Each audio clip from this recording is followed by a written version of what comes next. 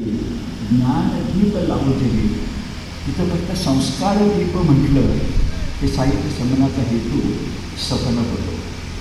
याचबरोबर साहित्यिकांची जबाबदारी काय, या साऱ्या गोष्टींचा कमीत कमी वेळेत पण दीपक स्वामी यांनी फार चांगला परामर्श दिला. विनोद कुलकर्णी हे स्वतः सहकारातच काम करतात आणि अशा वेळेला सहकारातल्या उद्योगधंद्यात काम करताना त्या सहकार चळवळीनं साहित्यिकांना काय मदत केली पाहिजे हेही त्यांनी चांगल्या प्रकारे सांगितलं. मुख्य गोष्ट स्वातंत्र्य चळवळ आणि सहकाराची चळवळ ही हातात हात घालून गेलेली आहे. हा संदर्भ थोड्या वेळात मी पण देणार आहे. हे योगदान आपण लक्षात घेतलं पाहिजे. साहित्य संस्कृती मंडळाची स्थापना हाच मुळी शासन आणि साहित्य यांच्यातला सहकार्य सांगणारा भाग आहे. हाही मुद्दा त्यांनी लक्षातून गेला. त्याचबरोबर आधीच्या मराठी भाषेला आधुनिक भाषेचा दर्जा हा मिळण्यासाठी मनसा परिषदेने केलं काम आणि त्याला साताऱ्यातल्या सहकारी क्षेत्राने दिलं योगदान हा गंगा यमुनांचा संयोग आहे. अशाच गोष्टी घडल्या तर सहकाराच्या चळवळीला, साहित्य चळवळीला मोठं चांगलं बळ प्राप्त होईल यात कोणत्याही प्रकारची शंका नाही. माझ्या दोन्ही सहकार्यांनी एक दोन पैलू आपल्यासमोर ठेवले. एक पैलू परंपरा लोकांना जागृत करणं हा आहे, तर दुसरा पैलू शासन आणि सहकाराची संपत्ती ही साहित्य चळवळीला कशी मदत करेल यासारखा.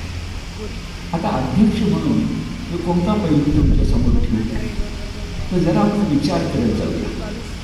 जेव्हा हा परिसंवाद ठेवला गेला त्याचा विषय काय आहे?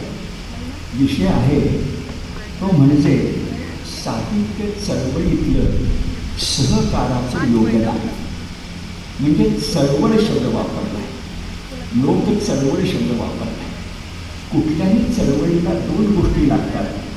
एक वातावरण निर्मिती लागते आणि त्या चळवळीचं फळ काय मिळालं हेही लक्षात घ्यावं लागतं. या दृष्टिकोनातून आपण विचार करत गेलो तर महाराष्ट्रातली जी सहकार चळवळ आहे, मग ती बँकातून असू दे, साखर कारखान्यातून असू दे, सूतगिरणीतून असू दे, सोसायटी असतात, सहनिवास या ठिकाणी असू दे, सहकार क्षेत्र जीवनाच्या सर्वाला व्यापून उरलं आहे. मी गंमत तुमच्या लक्षात आणून देतो की आपण सगळे सहकार हा मराठी शब्द इंग्रजीतल्या कॉपरेशन या अर्थानं वापरतो, पण सहकार हा शब्द संस्कृतमध्ये अगदी वेगळ्या अर्थाचा आहे. तो म्हणजे सहकारचा अर्थ आम्रवृक्ष असा आहे. आंब्याचं झाड. ज्या कोणी आंब्याच्या झाडाला सहकार म्हटलं त्याच्या अमृत फळ लक्षात आलं. आंबा हे अमृत फळ आहे आणि अमृत मंथन केल्याशिवाय अमृत फळ कधी मिळत नाही. सहकार चळवळीनं पण ते मंथन केलेलं आहे. समाजाचा काही आपल्याला आधार घेतलेला आहे आणि त्याच्यातून गोष्टी उभ्या राहिल्या असं त्या लक्षात येतं. हा सहकाराचा मंत्र संपूर्ण महाराष्ट्राला प्रथम जर कोणी दिला असेल तर जगद्गुरू तुकाराम महाराज. वारणीचं जे बोधवाक्य आहे ते तुकोबांचं आहे. एकमेका सहाय्य करू अवघेची धरू सुपंथ.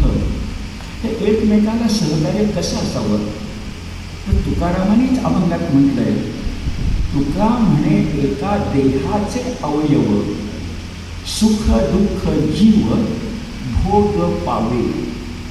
समजा रस्त्याने जाताना माझ्या डाव्या पायामध्ये काटा मोडला तर उजव्या डोळ्यातून पाणी येतं आणि उजवा हात डाव्या पायातला काटा काढायला जातो. ही जी शारीरिक एकात्मता आहे, तुका म्हणे एका देहाचे अवयव सुखदुःख जीव भोग पावे, ती जर समाजात निर्माण झाली तर राष्ट्रीय एकात्मता निर्माण होते. आणि नेमका हाच विचार वारणीनं पकडलेला आहे. मी त्या दांगलेसर इथं 1966 पासून किती वर्ष झाली बघा. आणि तात्यासाहेबपर्यंत त्या कालखंडात काय हे सगळं सुरू केलं ते आम्ही दोघांनी पाहिलेलं आहे. आणि ते जरा तरुण पिढीला कळलं पाहिजे मी काही गोष्टी लक्षात आणून देतो. मी आत्ताच म्हटलं योगदान